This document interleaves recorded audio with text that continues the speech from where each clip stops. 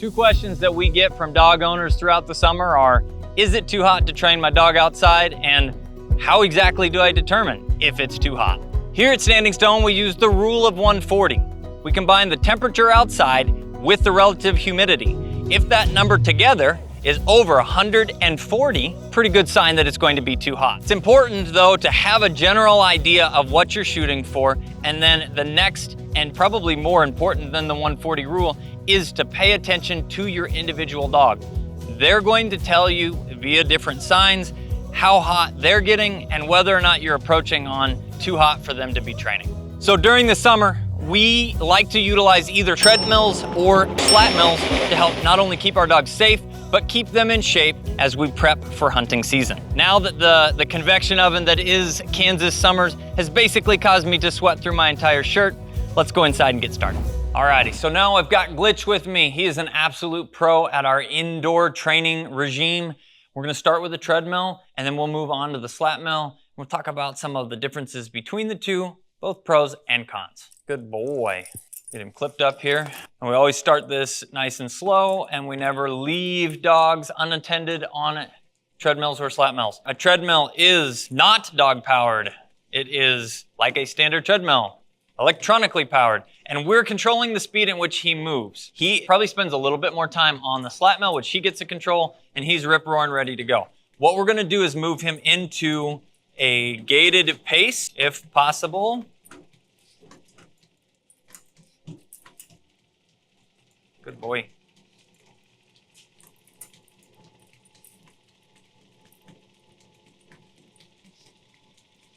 Okay, and you can actually see he's right on the edge of continuing to try and go faster. What we're looking for is his actual front leg and back leg on opposite sides to be crossing over. And this is a light trot, essentially. It's one of those things that it's a good pace. We're not really going to ask a whole lot more than this out of a dog on the treadmill. And you can see right now that this guy right here wants a lot more than this, okay? So pro being, we can help control things. This is gonna be a better fit for a dog that really needs some help to figure out the treadmill thought process of I'm running in place, as well as it works really well for our mom dogs that we're trying to give a very consistent, low impact, training kind of upkeep regime, as well as dogs that are in physical therapy. You're recouping, we need you to move slow and controlled so that you can recover properly.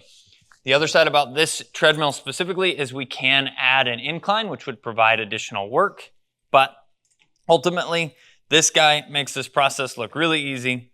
Let's go ahead and move on to the slatmill. Now, we utilize for this X-back harnesses. These ones specifically are made by, I think it's pronounced Neewa, which is spelled N-E-E-W-A. They make really good products. It's a padded harness to take the pressure off of the dog's neck and throat, where in this situation, there's no real pulling involved, though he was trying to. Good, we'll get set up here.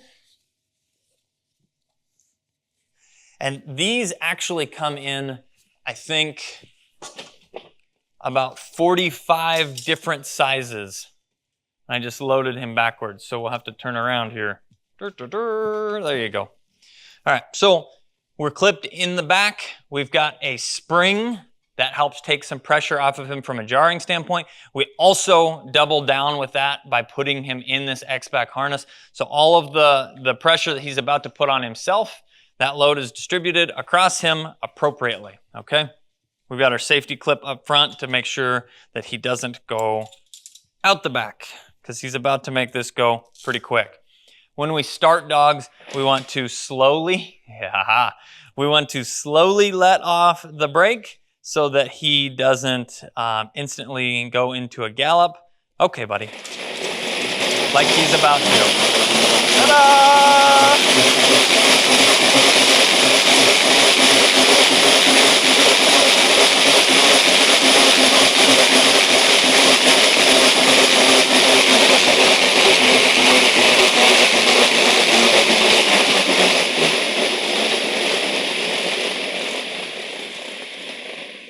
Now, how accurate, that was cool, right? It's really cool. And you can see how much he absolutely loves this. So if you're looking for an option for your dog to be working through in the hot summer days or the dead of winter, that they can truly run off that steam, the Slatmill is hands down a safer one and better way to go.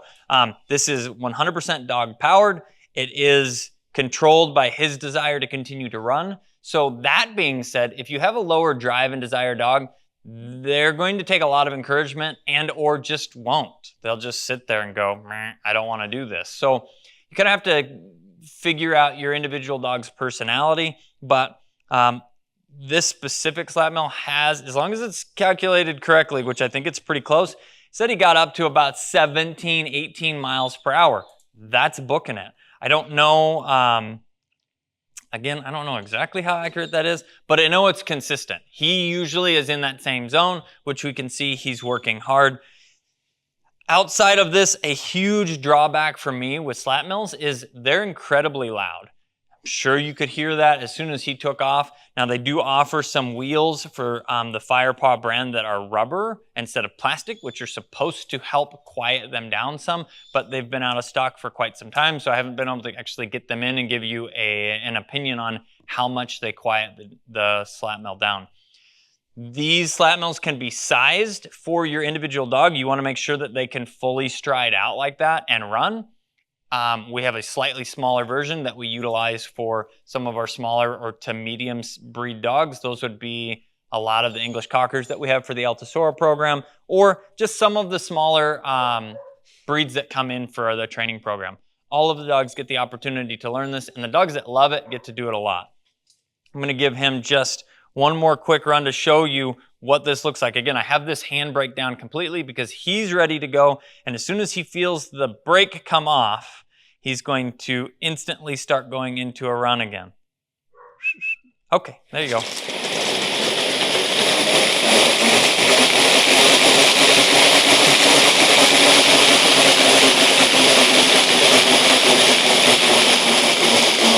You can be encouraging. Good boy!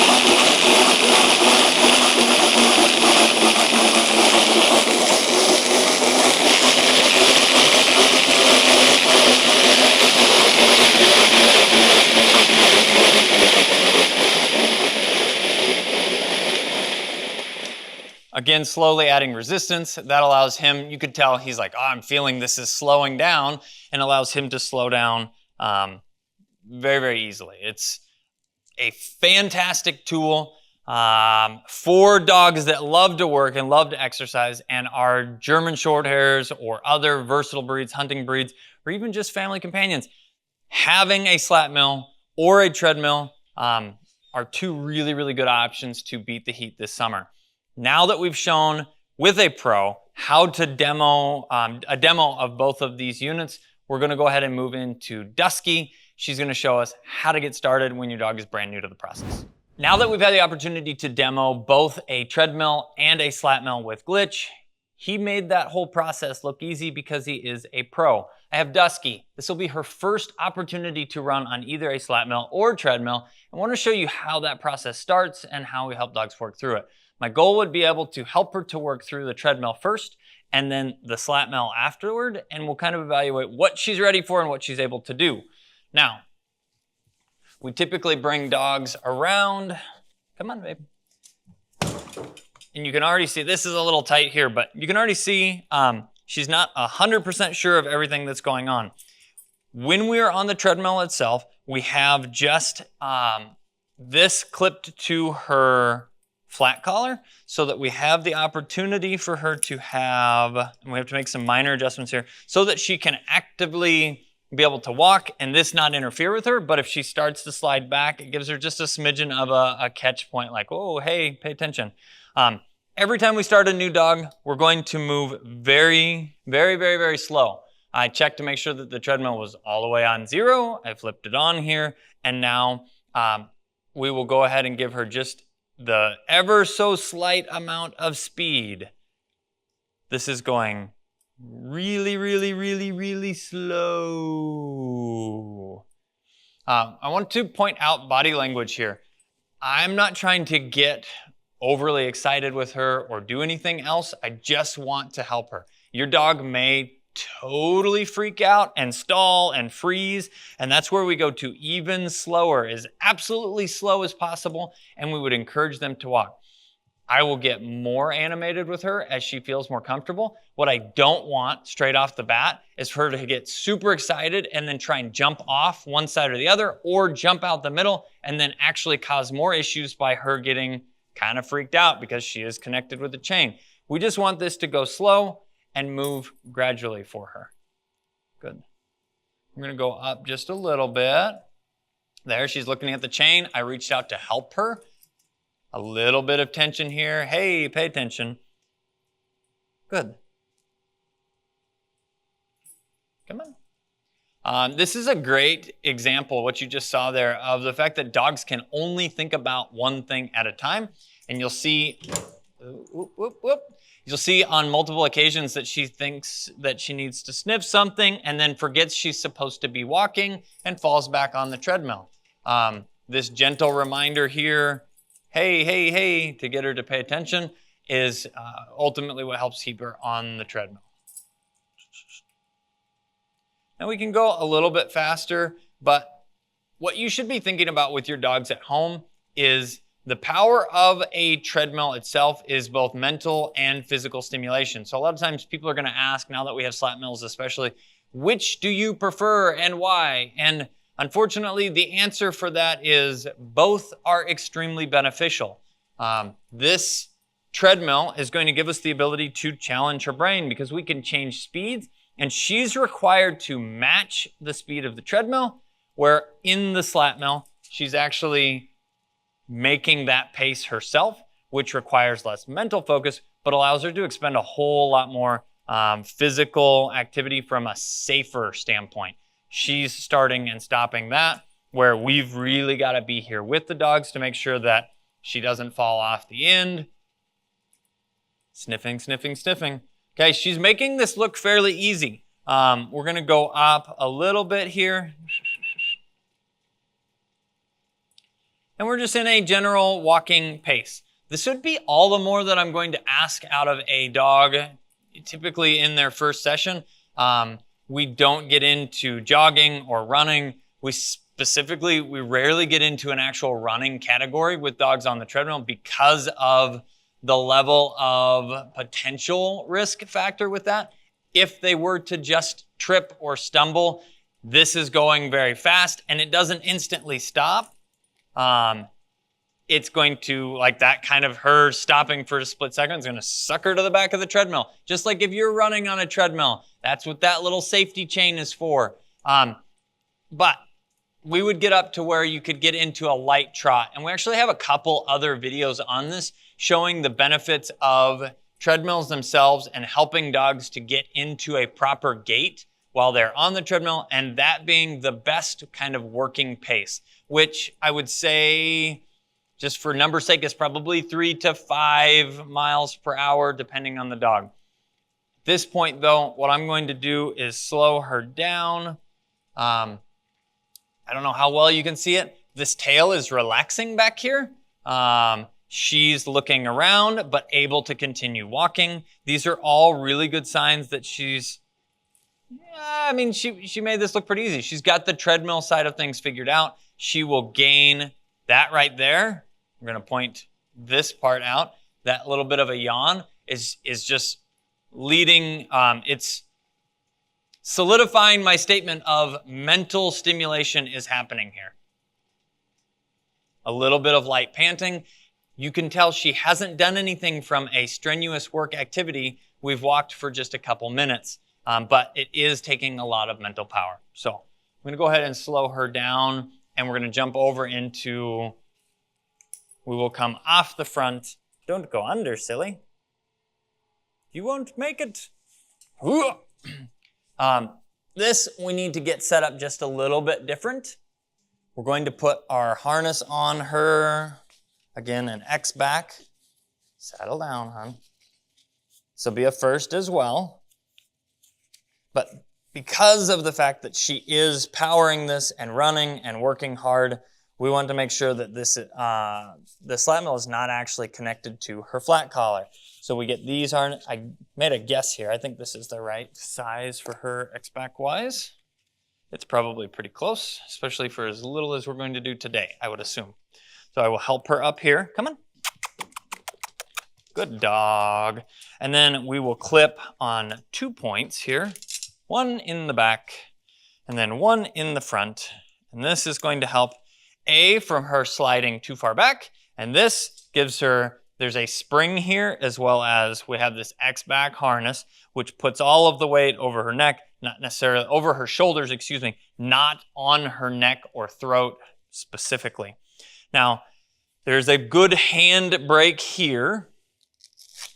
And as soon as I let go of this hand brake, even just the little amount of tension that she's putting on this harness right now is going to allow the treadmill to move. That's what's pretty cool about it. And we want to not startle her, so I'll let that go very slowly. Good, come on. And we'll encourage her. Hey, hey, hey, hey, hey, come on. Good girl, come on. It's like, wait a second, before it moved for me. And I will take and roll the wheel just a little bit and get them to start moving. Good dog. Good girl, come on. And this is where a little more encouragement is important. Hey, hey, hey, hey, hey, come on. Come on.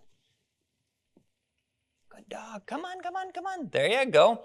We actually have a couple of these and we'll run the dogs next to each other so that they have a little bit of encouragement, a little bit of competition, and but they're basically completely in control of this. We'll do a little verbal encouragement, but if the dog says, "Whew, I'm tired," then they're pretty much done. And it gives them the opportunity to run as much as they want without really overdoing it a lot.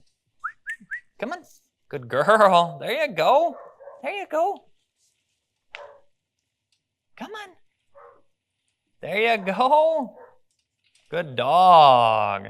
Just trying to keep it moving. Good girl.